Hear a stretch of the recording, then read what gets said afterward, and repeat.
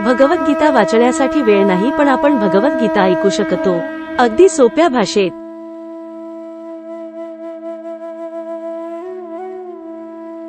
अर्जुन विषादयोग। संजय उवाच एवमुक्त्वार्जुन संख्ये रथोपस्थ उपाविशत विसृज्य सशरचाप शोकसंविघ्नमानसः। संजय म्हणाला, रणभूमीवर याप्रमाणे बोलून झाल्यानंतर अर्जुनाने आपले धनुष्यबाण बाजूला टाकले आणि अत्यंत शोकाकुल होऊन तो रथामध्ये खाली बसला। तात्पर्य, आपल्या शत्रूच्या व्यूहरचनेचे अवलोकन करताना अर्जुन रथामध्ये उभा होता, पण तो शोकाने इतका व्याकुळ झाला की आपले धनुष्यबाण बाजूला ठेवून तो पुन्हा खाली बसला।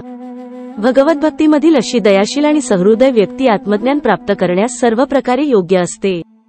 अशा रीतीने भगवद्गीतेच्या अर्जुन विषादयोग नामक पहिल्या अध्यायावरील भक्तिवेदांत भाष्य संपन्न। जय श्री कृष्ण।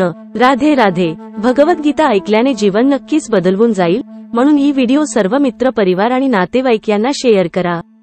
जर तुम्हाला हे चॅनेल आवडले तर कृपया सबस्क्राईब करा।